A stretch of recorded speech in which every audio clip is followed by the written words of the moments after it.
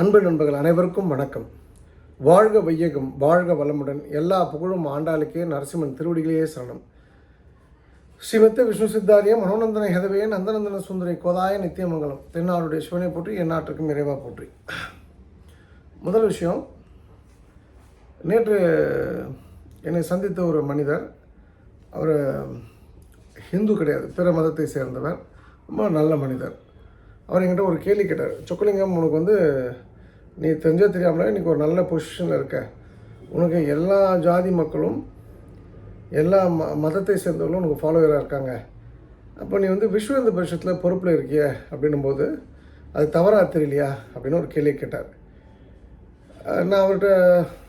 நான் பதில் சொல்லிட்டேன். அவரும் அதை ஒத்துக்கிட்டார். இருந்தாலும் அதை நான் சுருக்கமாக உங்களுக்கு சொல்லணும்னு ஆசைப்பட்றேன். சரி, இந்த விஸ்வ இந்து பரிஷத் பதவி என்பது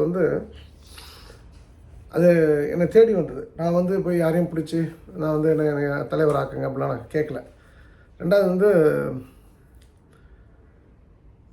அந்த பதவியில் முதலாக தமிழ்நாட்டில் தலைவராக இருந்தது கிருபானந்த வாரியார். அப்போ அந்த நாற்காலிக்குன்னு ஒரு மரியாதை இருக்கு இல்லையா, ஒரு மாநில தலைவர் அப்படின்னா அதுக்கு ஒரு மரியாதை இருக்கு இல்லையா, அது ரெண்டாவது விஷயம். மூன்றாவது, விஸ்வ இந்து பரிஷத் தான் என்ன நீங்கள் தெரிஞ்சுக்கணும். நாலாவது விஷயம், எல்லாத்த விட முக்கியமான ஒரு செய்தி என்னென்னா, இது நான் இப்போ அந்த பதவியில் இருக்கிறதுல எனக்கு பெரிய விருப்பம் இல்லை. ஏன்னா நான் சுயமாக செயல்படணும்னு ஆசைப்பட்றேன். சில கட்டுப்பாடுகள் இருப்பதால் சில விஷயங்கள் நம்மளால் ஃப்ரீயாக பேச முடியல, ஃப்ரீயாக எல்லாருக்கூடையும் மூவ் பண்ண முடியல. ஒரு அமைப்புன்னும்போது அமைப்பு தான் பெருசு, தனி மனிதர்கள் அல்ல. ஸோ அந்த அமைப்புக்கு கட்டுப்பட்டு தான் நம்ம இருக்கணும். அப்போ அந்த வகையில் அவர்கிட்ட சொன்னதோட சுருக்கம் நான் சொல்லிடுறேன். ஆர்எஸ்எஸ் என்கின்ற ஒரு ஒரு ஒரு வார்த்தை, ஒரு வாசகம், ஒரு லெட்டர்ஸ் நீங்கள் சமீப காலமாக நிறைய இடங்களில் நீங்கள் கேள்விப்படலாம். ராஷ்ட்ரிய சுயம் சேவக சங்கம் அப்படின்றது அது ஆர்எஸ்எஸ் அமைப்புடைய பேர், அது முழு பேர். அந்த அமைப்பில் பணியாற்றக்கூடிய சுயம் சேவகன்னு சொல்லுவாங்க. அதில் ரெண்டு வகையான மக்கள் உண்டு அதில் பணியாற்றுவதற்கு. ஒன்று திருமணமே பண்ணிக்க மாட்டாங்க, அவங்களுக்கு பேங்க் அக்கௌண்ட் இருக்காது, அவங்களுக்கு இன்சூரன்ஸ் கூட கிடையாது. இது போல் ஒரு செட் ஆஃப் பீப்புள்.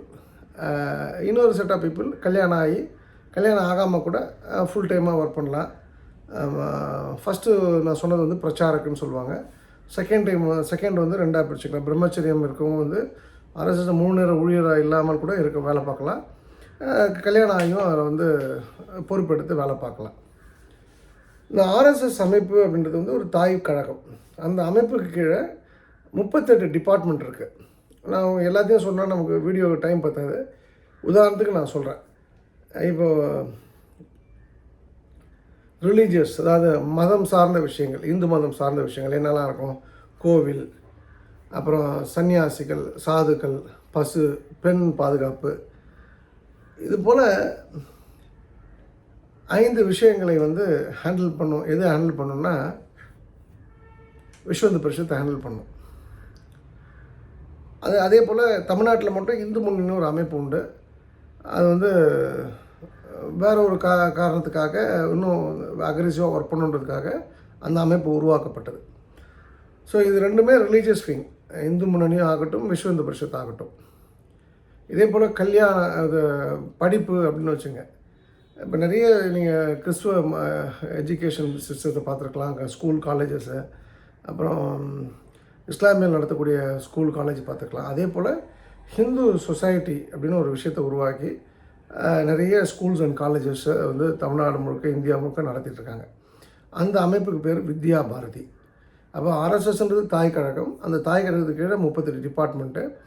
அதில் ஒரு டிபார்ட்மெண்ட், இப்போ உயர்கல்வினா அது ஒரு டிபார்ட்மெண்ட்டு, ஸ்கூல் கல்வினா ஒரு டிபார்ட்மெண்ட்டு, இதெல்லாம் வித்யா பாரதி கீழே வந்துடும். அதே போல் அரசியல் பிரிவுன்னு ஒரு பிரிவு உண்டு. அந்த பிரிவு தான் பிஜேபி, பாரதிய ஜனதா பார்ட்டி. இப்போது அதோட தலைவர் ஒருத்தர் இருக்கார் அப்படின்னு சொன்னால், அதை நிர்வாகம் பண்ணக்கூடியது அதுக்கு ஆலோசனை சொல்லக்கூடியது எல்லாமே ஆர்எஸ்எஸ் தான் ஆலோசனை சொல்லி, இதை பண்ணுங்கள் பண்ணாதீங்கன்னு சொல்லிட்டு. இதுதான் ஆர்எஸ்எஸோட ப்ரீஃப். அதாவது இது போல் நிறைய டிபார்ட்மெண்ட்ஸ் இருக்குது. அதாவது மலைவாழ் மக்களுக்காக வேலை பார்க்குறதுக்குன்னு ஒரு அமைப்பு இருக்குது. பாரதிய மசூர் சங்கம்னு சொல்லி பிஎம்எஸ்ன்னு சொல்லுவாங்க. தொழிலாளருக்கான அமைப்பு, இது போல் 38 அமைப்பு இருக்குது. இதில் நான் விஹெச்பியில் இருக்கேன். இப்போ நீங்கள் வந்து இந்த இப்போ ஆர்எஸ்எஸில் இப்போ இலகணேசன்லாம் வந்து இப்போ மறைந்த இலகணேசன் அவர்கள் அழகாக சொல்வார், ஆர்எஸ்எஸ் என்கின்ற அமைப்பே இந்தியாவுக்கு தேவை கிடையாது, நாட்டுக்கு தேவையில்லை. எல்லோரும் ஷாக் ஆகிட்டாங்க, என்ன ஆர்எஸ்எஸ் இருந்துட்டு இப்படி சொல்கிறாரு அப்படின்னு சொல்லிட்டு. அவர் சொல்கிறது என்னென்னா, நீ இந்தியனாக மாறிட்டேன்னா எதுக்கு ஆர்எஸ்எஸ், நீ ஹிந்துவாக இருந்துட்டுனா எதுக்கு ஆர்எஸ்எஸ் அப்படின்றது தான் அதில் விஷயம். இப்போ நிறைய பேருக்கு கருத்து மாறுபாடு எங்கன்னா, இது ஏதோ இஸ்லாமிற்கு எதிரான இயக்கம்ன்ற மாதிரி ஒரு எண்ணம் உண்டு, கிறிஸ்துவர்களுக்கு எதிரான இயக்கம்ன்ற மாதிரி ஒரு எண்ணம் உண்டு. அவங்க என்ன புரிஞ்சுக்கலன்னா, இஸ்லாமியர்களுக்கு நிறைய அமைப்பு இருக்குது, இஸ்லாமியர் பாதுகாப்புக்குன்ட்டு. கிறிஸ்துவர்களுக்கு நிறைய அமைப்பு இருக்குது. ஆனால் ஹிந்துக்களுக்கு ஒரு அமைப்பு இல்லை. நீங்கள் தமிழ்நாட்டில் பார்த்தீங்கன்னா ஹிந்து லீடர்னால் யார் இருக்கா? ஒருத்தரும் கிடையாது. அப்போது ஹிந்துக்களுக்கு ப்ராப்ளம் அப்படின்னா அதை வந்து சொல்லணும் இல்லையா? இப்போ இந்து கோயிலை ஆக்கிரமிப்பு பண்ணிக்கிறாங்க. அரசாங்கம் தான் வந்து எல்லாமே டீல் பண்ணாலும், அரசாங்கத்தில் வந்து மந்திரி தலைவராக சிஎம் தலைவராக அதெல்லாம் தெரியாது. ஆனால் கீழ் மட்டத்தில் இருக்கக்கூடிய அதிகாரிகள் ஊழலோட உச்சக்கட்டம், நடுவில் இருக்க அதிகாரிகள் எல்லாம் சேர்ந்து கோயில் சொத்தை கொள்ளடிக்கிறாங்க. இப்போ ஷாப்பிங் காம்ப்ளெக்ஸ் கட்டுறாங்க, அதை பண்ணுறாங்க, இதை பண்ணுறாங்க, ஏகப்பட்ட கேஸ். மதுரையில் கூட நேற்று ஒரு கேஸு, ஒரு கிறிஸ்துவ மிஷினரி வந்து அங்கே இருக்கக்கூடிய கோயில் இடத்தை வந்து ஆக்கிரமிப்பு பண்ணி கிட்டத்தட்ட அதோட மதிப்பு மட்டும் 700 கோடி ரூபாய். ஸோ இது போல் விஷயங்களை வெளியில் கொண்டு வருது, இது மக்களுக்கு வந்து நல்ல ஒழுக்கங்களை சொல்லிக் கொடுப்பது, உடற்பயிற்சி குறித்த அறிவை கொடுக்கறது, இது போல் நிறைய விஷயங்களையும் ஆர்எஸ்எஸ் பண்ணிகிட்ருக்காங்க. இதில் எங்கே கருத்து வேறுபாடு வருதுன்னா, இப்போ ஒரு முஸ்லீம் வந்து ஒரு ஹிந்து அடிக்கிறார், ஒரு ஹிந்து போய் வந்து தட்டி கேட்குறாரு அப்படின்னு சொன்னால் அது முஸ்லீம் ஹிந்து கலவரமாக மாற்றப்படுகின்றது. ஒரு கிறிஸ்தவர் வந்து இப்போ நம்ம ஊரில் பார்த்திங்கன்னா தாழ்த்தப்பட்ட மக்கள் எல்லாத்தையுமே கன்வெர்ட் பண்ணுறாங்க, மத மாற்றம் பண்ணுறாங்க. இப்போ உங்களுக்கு வந்து நீங்கள் நார்மலாக வந்து இருக்கீங்க, உங்களுக்கு வந்து ஒரு மதம் மாறணும் அப்படின்னா மதம் மாறிக்கலாம், அது யாரும் தடை சொல்லப்படல. ஆனால் இது பண்ணால் உங்கள் நோய் குணமாயிடும், இது பண்ணால் இந்த எங்கள் சாமி கும்பிட்டா வேலை கிடைக்கும், இதெல்லாம் வந்து பிசாசு சாத்தான் அப்படின்னு இந்து மதத்தை வந்து அவதூறு செய்து பணம் கொடுத்து மதம் மாற்றும் போது அதை தடுப்பதற்கு ஒரு சக்தி இருக்கு இல்லையா? அப்போ அந்த சக்தி இங்கே தவறாக சொல்லப்படுகின்றது. இப்போ நீங்கள் வந்து ஒரு 100 இந்துக்களை எரிச்சு கொள்கிறாங்க, திரும்ப அதுக்கு வந்து ரிட்டாலியேட் பண்ணால் முஸ்லீம்கள் பாதிக்க தான் படுவாங்க. அட் த சேம் டைம் அவங்க எல்லைக்குள்ளே இருந்தால் எந்த ப்ராப்ளமும் கிடையாது. நீங்கள் மதுரை கீழெலாம் போனீங்கன்னா ஒரு ஹிந்துவோ முஸ்லீமோ வந்து மாமா மச்சான் தான் பேசிப்பாங்க, அவங்களுக்குள்ள எந்த கருத்து வேறுபாடும் கிடையாது. இந்த ஃபண்டமெண்டலிஸ்ட் இருக்காங்களே, இஸ்லாமிய ஃபண்டமெண்டலிஸ்ட் ஆகட்டும், ஹிந்து ஃபண்டமெண்டலிஸ்ட் ஆகட்டும், அவங்க நமக்கு தேவையில்லை. என் மதம் சிறந்தது, மற்ற மதம்லாம் ஒழிக்கணும் அப்படின்ற எண்ணம் தான் இங்கே கூடாது. ஏன் வந்து ஆர்எஸ்எஸ் போன்ற அமைப்புகள் வந்து ரொம்ப ஸ்ட்ராங்காக தமிழ்நாட்டில் இங்கே வந்து கால் ஊன்ற முடியல அப்படின்னு சொன்னால், மற்ற மாவட்டங்கள் மற்ற மாநிலங்கள் போல் இங்கே வந்து முகல்ஸால் பெரிய அளவில் பாதிக்கப்படலை. முகலாய பேரரசு படையெடுப்பால் தமிழ்நாடு பெரிய அளவில் பாதிக்கப்படலை. அங்கே பாதிப்பு அதிகம், அங்கே லட்சக்கணக்கான பேர் ஒவ்வொரு போர்லேயும் செத்து போயிருக்கான். அதனால் அவன் தாத்தா பாட்டி கொள்ளு தாத்தா கொள்ளு பாட்டி அந்த அப்படியே அந்த லைனை பிடிச்சி போனீங்கன்னா அந்த குடும்பத்தை 1000 பேர் செத்து போயிருப்பான், 500 பேர் செத்து போயிருப்பான். அப்போ இந்த இடத்துல நமக்கு அந்த பாதிப்பு இல்லாதனால அவங்க சித்தாந்தம் புரியல. ரெண்டாவது வந்து இங்கே மொழி தான் வந்து பேசும், இங்கே மொழி தான் வந்து அரசியல். நமக்கு வந்து தெரிஞ்சோ தெரியாமலோ ஹிந்தி என்பது ஒரு நமக்கு எதிரான மொழியாக பார்க்கப்பட்டு விட்டது. அப்போ ஹிந்தி என்ற ஒரு விஷயத்தை இவங்க சொல்கிறாங்க, சமஸ்கிருதம் சொல்கிறாங்கன்னா அது வந்து தவறாக அவங்களுக்கு அகெயின்ஸ்டாக கட்டமைக்கப்படுகின்றது. மூன்றாவது விஷயம் வந்து நீங்கள் ஆர்எஸ்எஸ்ன்ற அமைப்பை பொறுத்த வரைக்கும் நிறைய நல்ல காரியங்கள் கிட்டத்தட்ட 1,80,000 ப்ராஜெக்ட் வேர்ல்டு வைட் பண்ணிகிட்ருக்காங்க சத்தமே இல்லாமல். அவங்களுடைய நோக்கம் வந்து ஹிந்துவாக இரு, நீ வந்து மதம் மாறாத, நம்ம மதத்துடைய சிறப்பு தர்மம், இந்துன்றது வந்து மதம் கிடையாது, தர்மம் அது. இதை நீ புரிஞ்சுக்கிட்டேன்னா வந்து எல்லா மதத்தில் இருக்கவங்களும் சண்டை போடாமல் ஹாப்பியாக இருக்கலான்றது ஒரு தத்துவத்தை சொல்லக்கூடிய விஷயம். அப்போ ஹிந்து அப்படியாக நீங்கள் இருக்கிறதும் இந்தியன் தேசப்பட்டோடு இருக்கிறதும், ஒரு பாகிஸ்தான் இந்தியா கிரிக்கெட் மேட்ச் நடக்குது, பாகிஸ்தான் கொடியை வச்சுட்டு நம்ம ஆட்டலாமா? நமக்கு எதிரி தேசம் அது, நமக்கு எதிராக அனைத்து கெட்ட விஷயங்களும் இன்றைக்கும் செஞ்சுட்டு ஒரு நாடு அது. அப்போ அந்த நாட்டுக்கு நம்ம கொடி பிடிச்சோன்னா அப்போ நம்மளுடைய தேசபக்தி என்ன, அப்போ தேச இறையாண்மை என்ன ஆகுது? இதை வந்து போதிக்கிறது தான் இது. இன்றைக்கி வந்து நீடாக இருக்கும், உங்கள் அம்மாவுக்கு நீ சோறு போடு, உங்கள் அப்பாவுக்கு சோறு போடு அப்படின்னு சொல்கிறதுக்கு ஒரு ஏக்கம் தேவைப்படுது. அப்படின்ற ஒரு விஷயத்தினால தான் இதெல்லாம் வந்து எல்லாருக்குமே இந்தியன் ஆகிட்டாங்கன்னா அது ஏக்கமே தேவையில்ல, அதோட பர்பஸே இல்லாமல் போய்டும் இல்லையா? அப்போ இதெல்லாம் நான் சொன்னேன். இப்போ நீங்கள் வந்து பிஜேபியில் ஒரு தவறு நடக்குது, யாரோ ஒருத்தர் ஏதோ தப்பு பண்ணுறாங்கன்னா அதுக்கு வந்து ஆர்எஸ்எஸ் பொறுப்பே இருக்காது. நீங்கள் வந்து அதாவது நீங்கள் அந்த பிரச்சார கூடலாம் நீங்கள் பழகி பார்த்தீங்கன்னா தெரியும். அவங்களுக்கு அம்மா அப்பா இருப்பாங்க, அக்கா தங்கச்சி அண்ணன் தம்பி இருப்பாங்க. இவங்க பிறந்துட்டாங்க, இவங்களால ஒரு பைசா அந்த குடும்பத்துக்கு பிரயோஜனம் கிடையாது. இந்த உடல் பொருள் ஆவி அனைத்தும் என் தலைவனுக்கேன்னு சொல்லுவாங்களா, அதுபோல் உடல் பொருள் ஆவி அனைத்தும் சங்கத்துக்கே, ஆர்எஸ்எஸ்கே. சாப்பாடு வந்து இப்போல்லாம் போகிறக்கு கொஞ்சம் நல்லா வலுவாக மாறிட்டதால சாப்பாடு பிரச்சனை கிடையாது. ஆனால் ஒருவேளை சாப்பாடு சாப்பிட்டு நடந்து போய் மக்களுக்கு விழிப்புணர்வு கொடுத்த ஆட்கள் உண்டு. இன்றைக்கி வந்து பைக்கு, காரு, பஸ்ஸுன்னு போய் ட்ரெயின்னு போய் ஃப்ளைட்டுன்னு போய் பேசுகிறாங்க. நீங்கள் பார்த்தீங்கன்னா இந்துக்களோ கிறிஸ்துவர்களோ மதம் மாற்றம் என்கின்ற ஒரு கிறிஸ்துவர்களோ முஸ்லீம்களோ மதம் மாற்றம் என்கின்ற ஒரு விஷயத்திற்காக செப்பரேட்டாக ஒரு டீம் ஒர்க் பண்ணுறாங்க. அப்போ அது தடுப்பதற்காக ஆர்எஸ்எஸ் இயக்கம் வேலை பார்க்கும்போது தமிழ்நாட்டில் மட்டும் இந்த தத்துவத்தை புரியாமல், இந்த விஷயத்தை புரிந்து கொள்ளாமல் அது வந்து கிறிஸ்தவர்களுக்கும் இஸ்லாமியர்களுக்கும் எதிரான ஒரு இயக்கமாக சித்தரிக்கப்பட்டது தான் ஒரு தவறான விஷயமாக நான் பார்க்குறேன். மதம் மாறின யாரையும் நீ மதம் மாறுன்னு நான் சொல்லலை, அவங்க சொல்லலை. அதனால் மத மாற்றத்தை தடுப்பதற்காகவும், மத மாற்றத்தை ஏன் தடுக்கணும் அப்படின்னு சொன்னால், நீங்கள் நிறைய இப்போ கோயில்கள்லாம் சில வீடியோஸ்லாம் பார்த்தீங்கன்னா கோவிலை வந்து ஒரு தர்காவை மாற்றிருக்காங்க. அது வந்து அவங்களுக்கு நான் வந்து அகெயின்ஸ்டாவோ ஆர்எஸ்எஸ்க்கு வால் பிடித்து நான் பேசலை. எனக்கு இந்த சித்தாந்தத்தில் என்ன உடன்பாடு இருந்ததுன்னா, ஏன் வந்து நான் வந்தேன்னா 2018 வரைக்கும் நான் வந்து 2012 எனக்கு தொடர்பு உண்டு. 18 தான் நான் வந்து வலது காலம் எடுத்து உள்ளே வச்சு வரேன். ஏன் வந்தேன் அப்படின்னா, வைரமுத்து அவர்கள் ஒரு பேச்சு பேசுகிறேன்னு சொல்லி ஜனவரி மாதம் 2018 ஒரு பேச்சை பேசுகிறார். என்ன பேசுகிறாருன்னா, சரி டிசம்பர்லேயோ ஜனவரிலையோ இல்லை ஜனவரியில் தான். என்ன பேசுகிறாருன்னா, ஆண்டாளை பெருமையெல்லாம் பேச போகிறேன்னு சொல்லி பேசிட்டு, ஆண்டாளுடைய வம்சாவழி பார்த்திங்கன்னா தேவதாசி குடும்பம், அதான் ஆண்டாளே தேவதாசின்ற, அதாவது ப்ராஸ்டியூட்னு சொல்கிறாரு சொல்லாமல். எனக்கு ரொம்ப வருத்தமாக போச்சு. நான் வந்து மற்றவங்களாம் விட்டுருங்க, மற்றவங்களாம் குறிக்கோள் இருக்கலாம், ஏதோ ஒரு விஷயம் இருக்கலாம், அதை வச்சு சம்பாதிக்கலாம். ஆனால் நான் இன்றைக்கி வந்து சம்பாதிச்சிருக்கேன், இன்றைக்கி சாப்பிட்றேன் அப்படின்னா அந்த ஆண்டாள் போட்ட பிக்சர் நான் மனப்பூர்வமாக நம்புகிறேன். ஆண்டாளை தவிர எனக்கு வேறு சிந்தனை கிடையாது. தமிழர்களின் தனித்துவம் மிக்கவள் ஆண்டாள், தமிழர்களின் அடையாளம் ஆண்டாள். அப்போ அப்படிப்பட்ட ஆண்டாளை ஒருவன் தப்பாக பேசுகிறான் போது மக்களுக்கு சூடு சுரணம் இல்லாமல், ஒரு எதிர்ப்புன்ற ஒரு விஷயம் இல்லாமல், அவங்க எல்லாருமே வந்து இந்த வைரமுத்து அப்படின்ற ஒரு ஆளை பற்றி பேச பயந்து, ஏன்னா அவர் கம்யூனிட்டி முக்குளத்தூர் அப்படின்னால அடங்கி ஒடுங்கி போய் கிடந்தாங்க. எனக்கு ரொம்ப வருத்தமாக போச்சு. அப்போ நான் வந்து ரியலைஸ் பண்ணேன். அப்போ தமிழ்நாடு முழுக்க சுற்றினேன், ஏகப்பட்ட போராட்டங்களை முன்னெடுத்தேன். அந்த போராட்டங்கள் பிசுறதுக்கு 2 பேர் காரணம். ஒருத்தர் வந்து இல்லை அவரை பற்றி பேசக்கூடாது, இன்னொருத்தர் வந்து திரு அர்ஜுன் சம்பத் அதை நீர்த்து போனதுக்கு காரணம். அப்போ இந்துக்கள்கிட்ட ஒற்றுமை இல்லை அப்படின்ற ஒரு விஷயம். இப்போ இந்த இடத்துல நான் இந்துக்களை ஒன்றுபடுத்துகிறேன், எனக்கு ஏஜும் இல்லை, அதுக்கான பணமும் இல்லை, அதுக்கான நேரமும் இல்லை. ஆனால் ஒரு விஷயம் பண்ணலாம் இல்லையா, இருக்கிற இந்துக்களுக்கும் நல்ல ஒழுக்கத்தை, நல்ல பழக்க வழக்கங்களே, நல்ல செய்திகளை கொண்டு போகலான்றதுக்காக தான் அதுக்கு ஒரு அமைப்பு தேவைப்பட்டது. நமக்கு தனியாக இருந்தாங்கன்னா நம்மளை யார் வேணால் என்ன வேணால் பண்ணலாம். இன்ஃபேக்ட் இப்போ திமுகவில் இருக்கக்கூடிய ஒரு அமைச்சர் வந்து எனக்கு டெட் அகெயின்ஸ்ட், எனக்கு பேர் சொன்னால் எனக்கு பயம் கிடையாது. ஆனால் வந்து அது அவரை நான் எதிரியாக நினைக்கல. அவரை பொறுத்த வரைக்கும் அவர் நல்லா இருக்கட்டும், சிறப்பாக இருக்கட்டும். ஆனால் இப்போ எம்எல்ஏவாக இருக்கார், அமைச்சராக இருக்கார். பட் இப்போ இதெல்லாம் வந்து இப்போ இவங்கெல்லாம் ஃபேஸ் பண்ணணும் அப்படின்னா ஒரு தனி மனிதன் சொக்கலிங்கமாக இருந்தால் அதெல்லாம் முடியாது. நமக்கு பின்புலம் இருந்ததுன்னா இப்போ எனக்கு ஏதோ ஒரு ப்ராப்ளம்னா அது ஒரு சாதாரணமாக வந்து கடந்து போயிட முடியாது.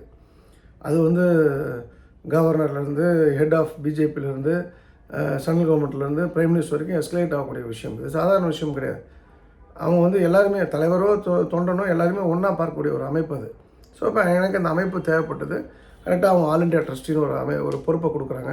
விஸ்வ இந்து பரிஷத் ஆல் இண்டியா ட்ரஸ்ட்ன்றது பெரிய ஒரு பெருமைக்குரிய விஷயம். அதுக்கப்புறம் என்னோடய செயல்பாடை பார்த்து அவங்க தலைவராக போடுறாங்க. எனக்கு முன்னாடி தலைவராக இருந்தது வந்து திருமதி வானதி சீனிவாசனுடைய கணவர் திரு சீனிவாசன் அவர்கள். அவங்க ஒரு 6-7 வருஷம் இருந்தாலும் பொதுவாக 6 வருஷத்துக்கு முன்னாடி அந்த பதவியில் இருக்க முடியாது, அந்த பதவிக்கு நான் வந்தேன். ஸோ இதுதான் விஷயம் நடந்ததுன்னு அப்படின்னு சொன்னேன். ஸோ மதமாற்றம் என்கின்ற ஒரு விஷயத்தை தடுப்பதற்காகவும், இந்துக்கள் இந்து என்கின்ற உணர்வோடு இருப்பதற்காகவும், இந்தியனாக இருப்பதற்காகவும் ஒரு அமைப்பு தேவைப்பட்டது. அந்த அமைப்போட பேர் தான் ஆர்எஸ்எஸ். அதோட அரசியல் பிரிவு தான் பிஜேபி. இப்போ நீங்கள் டிஎம்கேவோ ஏடிஎம்கேவோ, இப்போ நீங்கள் ஏடிஎம்கேவோ எடுத்துங்களேன். இப்போ ஏடிஎம்கே கூட்டம் தான் பிஜேபி இருக்காங்க, அது அரசியல் நிர்பந்தம், அது எனக்கு அது சம்மந்தம் இல்லை.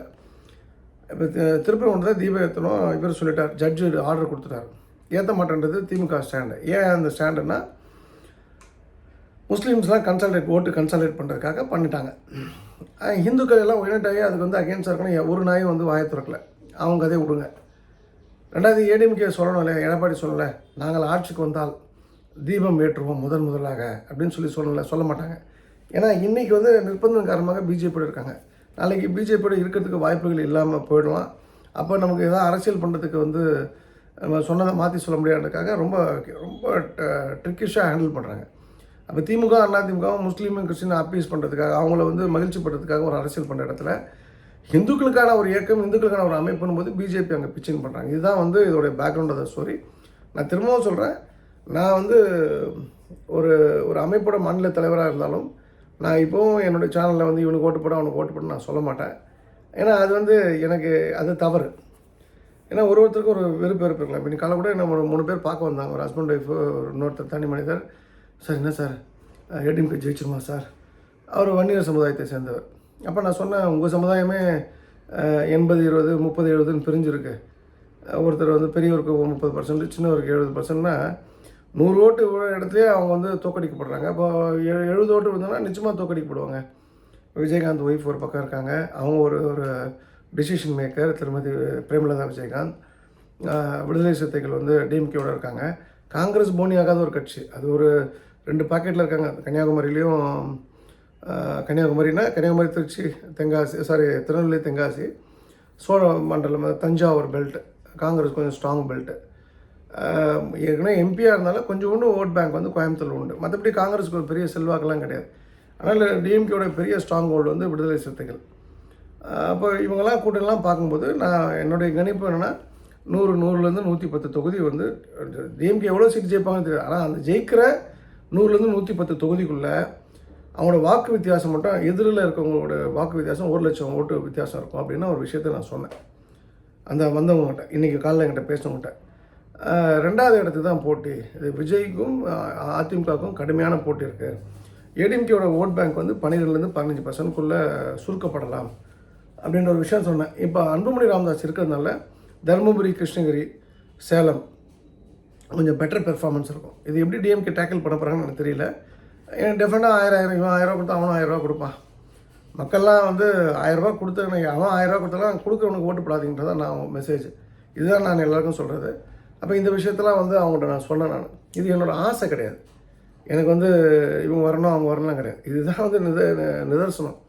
இப்போ விஜய் படம் எப்படி ஒரு 20 நாளில் வந்துடும் ஷோராக. அந்த அவங்க வந்து ஒரு அமிக்கபிள் செட்டில்மெண்ட்க்கு வந்துட்டாங்க. ஸோ விஜய் வந்துடுவாங்க அப்படின்றத எனக்கு இருவேறு கருத்துக்கள் இல்லை.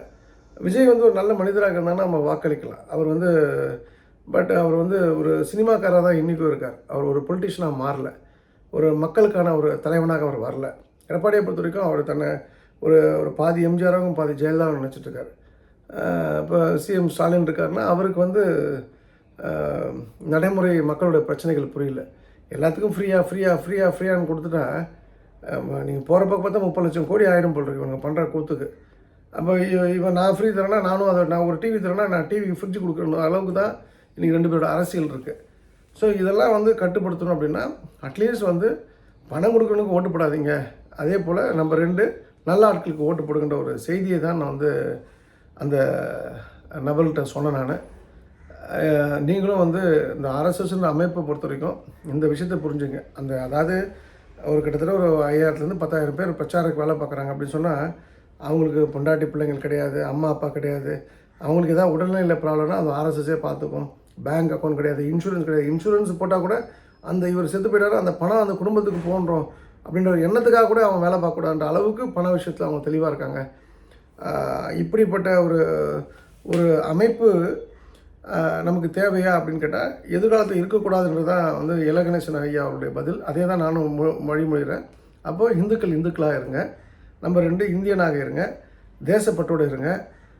எல்லா மதத்தினரும் சுமூகமாக வாழ்ந்து மகிழ்ந்துட்ட ஒரு வாழ்ந்து மகிழ்ந்துடக்கூடிய ஒரு நாடாக நம்ம நாடு இருக்கணும் அப்படின்றது தான் வந்து அந்த அமைப்போட கொள்கை. அப்படின்னும் போது நம்ம அது போல் மாறிட்டால் அந்த அமைப்பே தேவையில்லையே.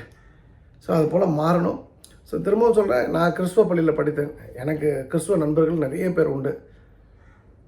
அதே போல் எனக்கு வந்து இஸ்லாமிய நண்பர்களோட நிறைய நெருக்கம் உண்டு. நிறைய பிஸ்னஸ் இஸ்லாமிய நண்பர்களோட தான் நான் பண்ணுறேன். இன்ஃபேக்ட் வந்து நான் 2-3 வீடியோஸ் வைரலாக ஆயிடுச்சு நான் இஸ்லாமியர்களை பற்றி பேசி. திருப்பூர்லேருந்து ஒரு ஒரு ஒரு அந்த முஸ்லீம் ஜமாத்லேருந்தே எனக்கு ஒரு லெட்டர் போட்டாங்க. நீங்கள் இஸ்லாத்தோட கருத்தை ரொம்ப நல்லா சொல்கிறீங்க, நீங்கள் வந்து எங்களை வந்து பாருங்க அப்படின்னு சொல்லிட்டு. அந்தளவுக்கு பாராட்டப்படக்கூடிய ஒரு மனிதனாக தான் நான் இருக்கிறேன். நான் வந்து மத துவேஷத்தையோ மத ஒற்றுமையோ குலைக்கக்கூடிய ஆளாக இல்லை. நாம் இங்கே யாரை நம்ம வேறு இருக்கணும்னா ஃபண்டமெண்டலிஸ்ட்டு தீவிரவாதிகள், இந்து தீவிரவாதியாக இருந்தாலும் சரி, முஸ்லீம் தீவிரவாதியாக இருந்தாலும் சரி, கிறிஸ்துவ தீவிரவாதியாக இருந்தாலும் சரி, அவங்க நமக்கு வேணாம். நாம் சிறப்பான வாழ்க்கையை வாழணும்னா அவங்கவுங்க மத சார்ந்த கோட்பாடுக்குள்ளே நின்றுக்கிட்டு அவங்களுக்கு எல்லை எதுவோ அதை தெரிஞ்சுக்கிட்டு வாழ்ந்தோம் அப்படின்னா தமிழ்நாட்டில் என்றைக்கு எந்த பிரச்சனையும் வராது. ஸோ ஆர்எஸ்எஸ்ன்னு சொல்லும்போது இந்த விஷயத்தையும் சொல்லணுன்றது நான் சொல்ல நினைத்த விஷயம். ஸோ இது உங்களோட கனிவான கவனத்திற்கு. ஸோ என்னுடைய பார்வையில் நான் ரொம்ப ஹாப்பி ஆர்எஸ்எஸ்ங்கிற ஒரு அமைப்போட வேலை பார்க்குறதுல. அது வந்து ஒரு ஃப்ரீடம் ஆஃப் ஸ்பீச் இருக்குது. இப்போ சமீபத்தில் கூட ஒரு பெரிய ஒரு டாப் பீப்புளெலாம் வந்தாங்க. ஆர்எஸ்எஸ் உடைய நம்பர் 3ல் 2 பேர், 3 பேர்னு சொல்லலாம். எல்லோரும் முன்னாடி நம்ம ஃப்ரீயாக நம்மளோட கருத்தை சொல்ல முடியுது. அப்போது நம்மளை உடனே ஏஞ்சி வெளில போ ஸ்டூபிட் இடியட் அப்படின்னு நம்மளை திட்டலை. இந்த ஃப்ரீடம் வந்து வேறு எங்கேயா இருக்குமான்னு எனக்கு தெரியாது. 100% வந்து வெரி ஹாப்பி. நிறைய நல்ல விஷயங்கள் ஆர்எஸ்எஸ்ஸால் தமிழ்நாடுக்கு நடக்கும். அதில் எனக்கு மாற்றுக்கத்தில் அது மறுபடியும் திமுக ஜெயிச்சாலும் சரி, அதிமுக ஜெயிச்சாலும் சரி, 2029க்கு அப்புறம் 2 கட்சியுமே பிஜேபி கண்ட்ரோலில், ஆர்எஸ்எஸ் கண்ட்ரோலில் வந்து தான் ஆகணும். அதுக்கு நாளெலாம் வெகு தூரம் இல்லை. ஏன்னா அந்த சித்தாந்தம் வந்து புரிய மக்கள் மாற இவங்களை வந்து அவங்கள வந்து டிபெண்ட் பண்ணாமல் ஒரு அரசியல் பண்ண முடியாது. அவங்க அடுத்த கட்டம் நகர முடியாது. சில குறைகள் இருக்கலாம். அவங்களோட திங்கிங் பேட்டர்ன் கொஞ்சம் சில இடங்களில் தவறாக இருக்கலாம். இந்த கவர்னரோட ரோலு, பொலிட்டிக்கலாக சில விஷயங்கள் தவறாக இருக்கலாம். தமிழ்நாடுக்கு நிதி கொடுக்காது, நிர்மலா சீதாராமனோட பேச்சு, இதெல்லாம் ஓகே. இதெல்லாம் குட்டி மைனஸ். இது வந்து ஒரு ஆர்கனைசேஷன் இது பண்ணுன்னெலாம் சொல்லலை. அவங்களுடைய பிஹேவியரோட ப்ராப்ளம். மேபி அது வந்து ஒரு பெரிய வெள்ளத்தாளில் ஒரு சின்ன கருப்பு இருந்தால் எப்படி இருக்கும், அது போல தான். அது வந்து அதுக்கான நீடு வரும்போது அதுவும் வந்து சரி பண்ணிடுவாங்க. ஸோ நான் இது வந்து யாருக்கும் வக்காலத்து வாங்கலை. நான் சார்ந்த ஒரு அமைப்பு இதுதான் பண்ணிகிட்ருக்காங்க அப்படின்ற ஒரு விஷயத்தை சொல்வதற்காக தான் இந்த பதிவு. அந்த கேட்ட நண்பருக்கும் என் மனமார்ந்த நன்றி. மீண்டும் நாளை இரவு உங்களை சந்திக்கின்றேன். இந்த அருமையான வாய்ப்பு திருச்செந்தூர் பணிமுக்கும் தாய் ஆண்டாள் நரசிம்மனுக்கு என் மனமார்ந்த நன்றி. ஆடி ஆடி அகம் கரைந்து இசை பாடி கண்ணீர் மல்கி எங்கும் நாடி நரசிங்கா வென்று வாடும் இவ்வானதிலே எல்லா புகழும் ஆண்டாளுக்கே. நரசிம்மன் திருவடிகளே சரணம். நன்றி, வணக்கம். சர்வம் கிருஷ்ணார்ப்பணம். ஸ்ரீராமஜெயம்.